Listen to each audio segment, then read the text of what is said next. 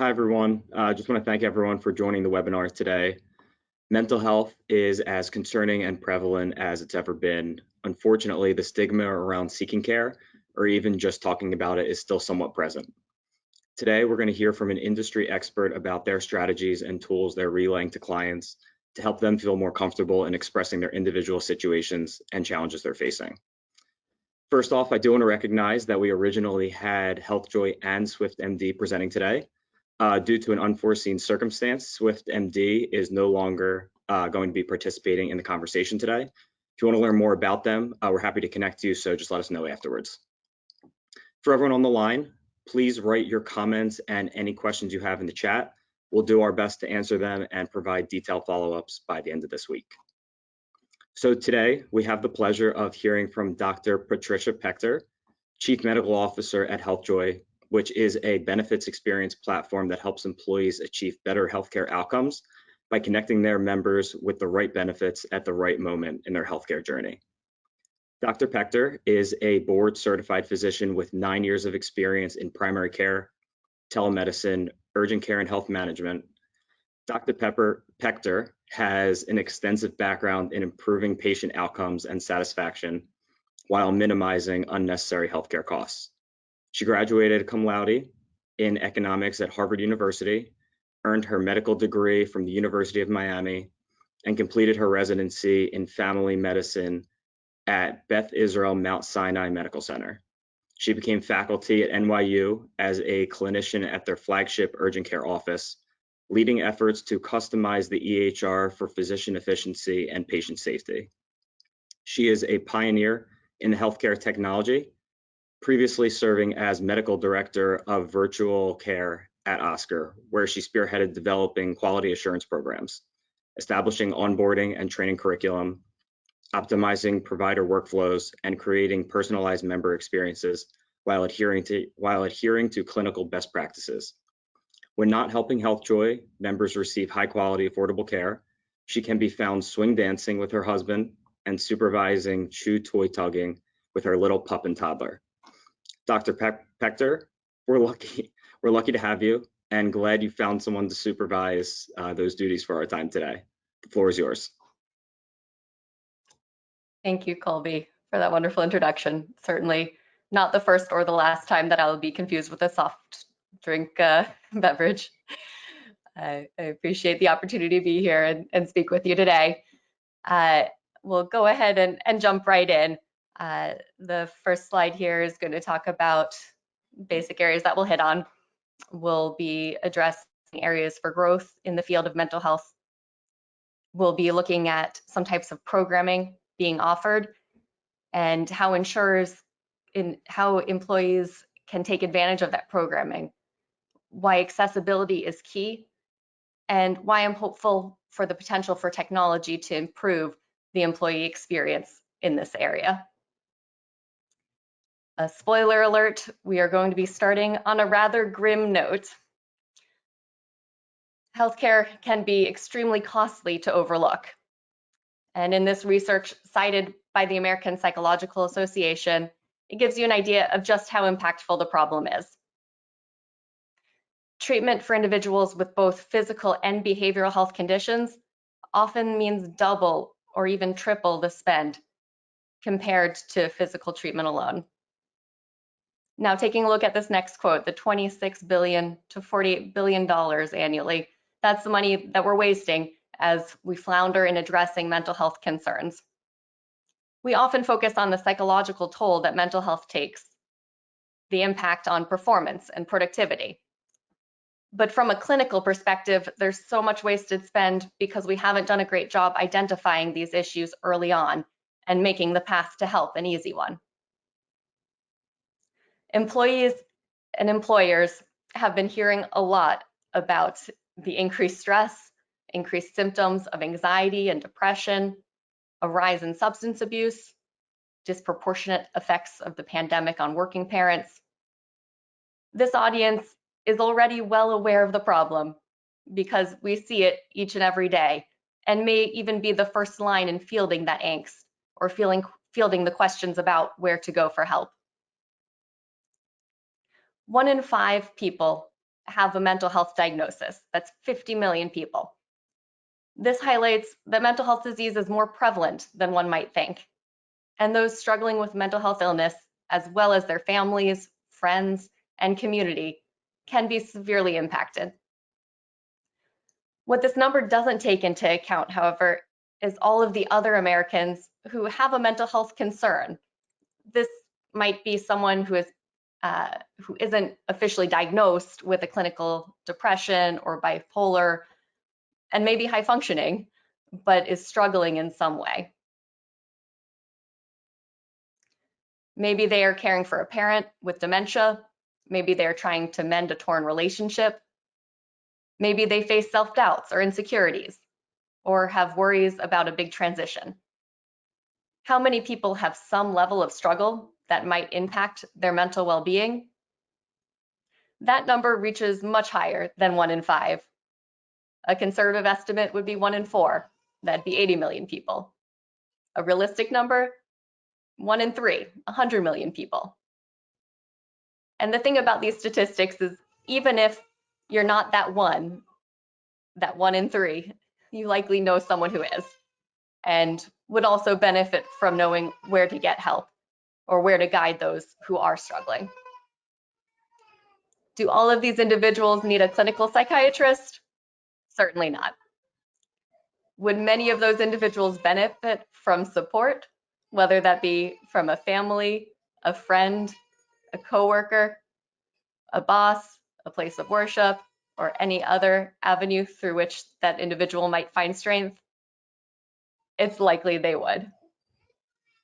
I try to be sensitive to the fact that different people have different levels of support established through their home or their community. And for certain struggles, the support that one might have leaned on isn't applicable or available for a different type of issue in a different context. So what's an employer's role in all of this? You may have seen cases when mental health concerns impact an employee's life without elevating to the level of an illness or disease by that DSM diagnostic criteria. If you have already come to the conclusion that resources an employer provides can be an avenue for finding the support, wonderful. Our job here is done. We can all go home. But in all seriousness, clearly it goes beyond whether an employer can be part of the solution. I want to take some time here today to focus on specific barriers to consider and how you might be able to offer options that address these barriers.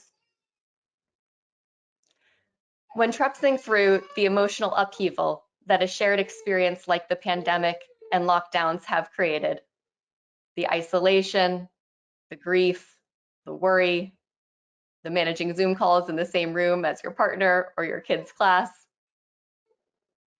or with your dog loudly alerting you to the existence of a squirrel, or a baby trying to go down for a nap. Through all of that, folks have pointed to a silver lining.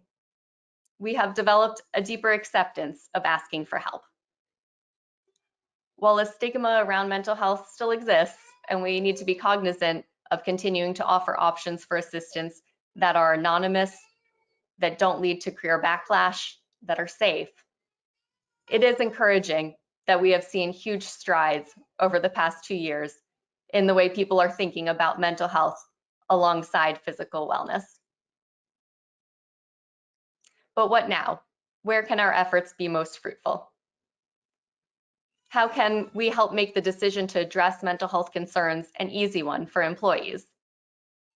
How can we make the decision to continue working with a mental health professional a convenient and affordable one? Employers have a range of options to address employee mental health needs. There's a few different categories represented here: wellness and resiliency strategies, pharmacologic therapy, which is typically provided by primary care or psychiatry. There's counseling, which is often provided by therapists or licensed clinical social workers. And coaching, which can be preventative or disease specific, but often focuses around behavioral change.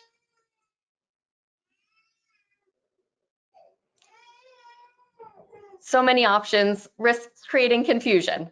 So how do we make it easy for your employees to get linked into care. A go-to solution for addressing mental health concerns and high-cost medical health claims for mental health has been to implement or enhance EAP offerings, employee assistance programming. Here are some considerations for evaluating an EAP program. You really want to focus on usability. Are the people who need assistance opening cases to get help? Is the program giving access to content? And are there treatments available to help address life stressors? It's great to see that more and more employers are offering and promoting this historically underutilized benefit. However, it's also important to note that EAPs are meant to assist with acute short-term life stressors. They are typically set up with crisis support. Some will do on-site programming, but it doesn't span the gamut of mental health needs. EAPs can make referrals to long-term therapists who are in network so that employees can continue beyond that initial number of sessions allotted through EAP. But we can't stop there. Once there's activation energy, how do we make it easy to continue to receive care? There may be additional program options to consider for longer-term care. Many in-network therapists are offering virtual therapy, but there are also entire networks of providers doing telepsychology that can be layered in addition to or alongside the health plan to allow for more choice and convenience. One consideration is to pair EAP with a behavioral health offering that can provide that ongoing longer-term support for members who need it. Let's take a deeper look at features to evaluate on these behavioral health programs. Looking for programming that will help employees overcome barriers is a key goal for each of these top considerations. In assessing these features, we are trying to overcome common barriers of that inconvenience, provider scarcity, and cost. In terms of convenience, it's important to evaluate whether the provider network will cover your needs. A licensed clinical social worker or therapist is required to be licensed in the state where they are providing care. So if your workforce is distributed, then you'll need to make sure that the provider network coverage really meets where your members are living. And then is the care going to be convenient? Is there a virtual care option? Different members will have different preferences. And as we probably intuitively knew, but is playing out this year and has been studied in surveys, telemedicine is here to stay. Nearly 2/3 of those surveyed during the lockdown expressed planning to continue to use telemedicine moving forward. And virtual therapy has provided this avenue for care regardless of whether you're traveling, when juggling career and kids. It gives a tremendous amount of flexibility, plus eliminates that need to block out the time for the commute. In terms of provider availability, the demand for therapists has increased significantly. So getting even that initial appointment can be a blocker, and some people wait weeks. According to the American Psychological Association, the number of referrals to psychologists almost doubled in 2021. 41% of psychologists reported being unable to meet that demand for treatment. A great aspect, again, about virtual therapy is that it not only provides more flexibility for the employee, but also for the provider. Other provider considerations to evaluate is the patient able to schedule with that same provider for continuity of care in each of those follow-up visits? Does the patient get to view a bio or filter by specialization to choose a provider who might be a good fit? This provider selection or pairing process is such an important part of a sustained therapeutic relationship. Often, when referring patients to a therapist, I'll set expectations that it might require shopping around to find that good fit, whether that's finding someone with a similar cultural background, or someone who uses a therapeutic modality that's particularly helpful, or a specialization such as family therapy or relationship therapy that meets an individual's needs. And let's not forget about the one that's arguably the most important of accessibility: cost. Is care really accessible if members can't afford it?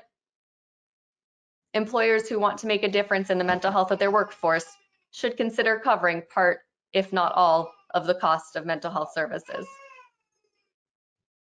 For behavioral health solutions, you'll also want to consider whether it is billed as an in-network claim through the insurance, and if it's an out-of-pocket expense, are those fees manageable?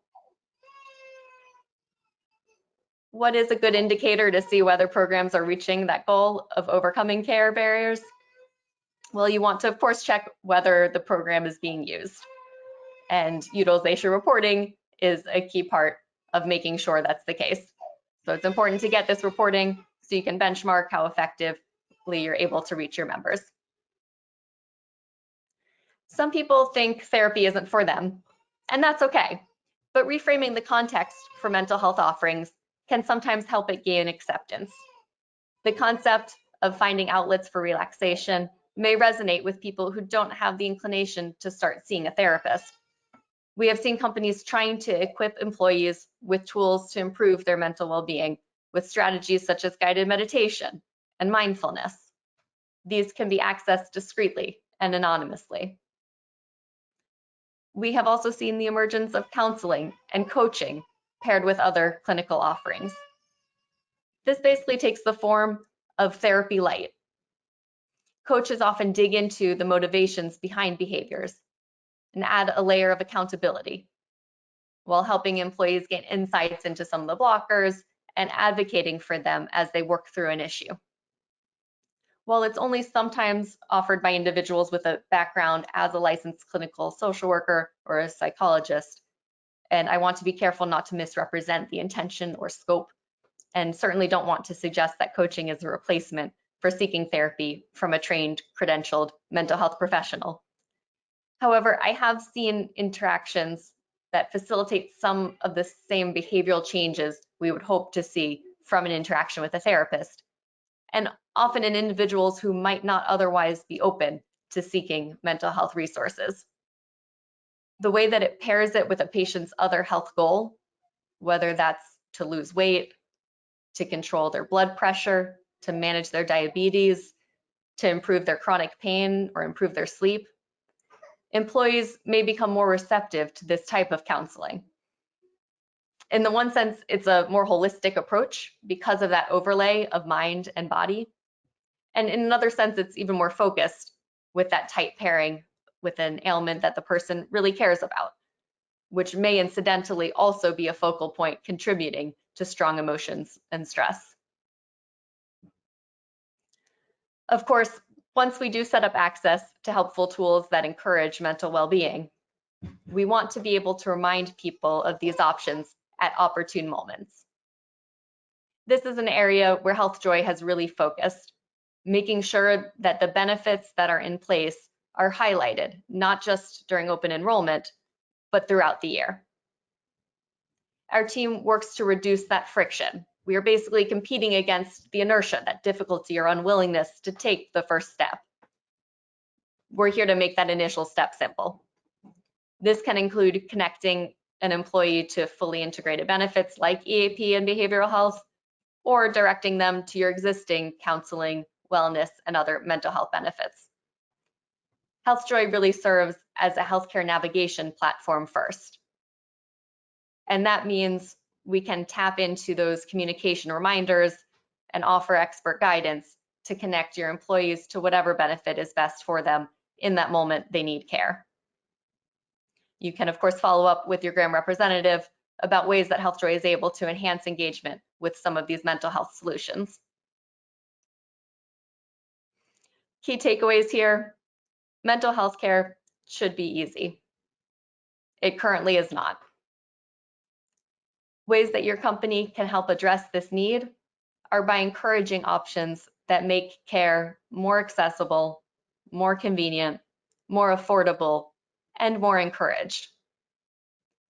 And maybe even by finding ways to sneak it into other programming when people are receptive to gaining more insight into behaviors that shape the way they live and feel. I am optimistic seeing such elevated interest in attacking this very challenging problem. I thank you for your attention today, and please feel free to reach out with any follow-up thoughts or questions.